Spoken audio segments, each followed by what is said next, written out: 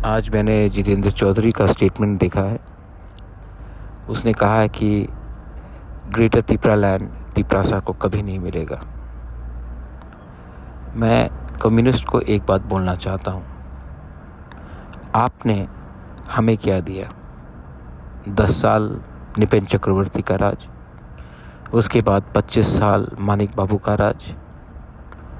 35 साल में आपने तिपरासा को नॉर्थ ईस्ट में सबसे गरीब जनजाति को बनाकर रखा। सबसे पीछे, सबसे गरीब, जिसके पास नौकरी नहीं था, जिसके पास एजुकेशन नहीं था, आपने हमें इतना पीछे रखा। आप कम्युनिस्ट ने एडीसी को अपोज किया, लेकिन आप रोक नहीं सके। आपने विजय रांखल को अपोज किया, लेकिन 3 सीट विजय रांखल लेकर आया। आज आप मेरा ग्रेटर तिपरालैंड को अपोज कर रहे हो। खुद तो कुछ नहीं कर सके, लेकिन आज तिपरासा का आशा को आप तोड़ना चाहते हैं।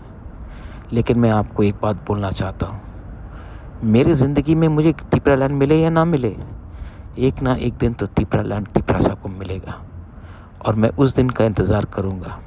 और आप अगर हिम्मत दिखाना चाहते हैं कम्युनिस्ट लोग, तो बक्सरनगर और धनपुर में मदद मांगने क्यों आए? बीजेपी को तो हरा नहीं सकते, बंगाल में ममता बनर्जी को हरा नहीं सकते, केरला में कांग्रेस से हार रहे हो रोज़, लेकिन त्रिपुरा में तिपरा मोथा को नीचे दिखाने के लिए आप कोशिश कर रहे हो। असल में आपके ज़मीन से आपका पावर आपके पैर के नीचे से फिसल रहा है। तो मैं आप सबको एक बात बोलना चाहता हूँ, तिपरासा अपना कॉन्स्टिट्यूशनल अधिकार मांगेगा। आप हमारे साथ नहीं हैं, कुछ फ़र्क नहीं पड़ता। आप हमारे साथ पहले भी नहीं थे, सिर्फ वोट के लिए आपने हमें इस्तेमाल किया। अब तिपरासा बेवकूफ़ नहीं है।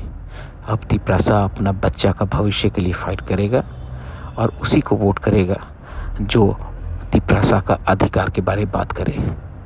This is Bubagra speaking for Tiprasa, for all तिपरासास।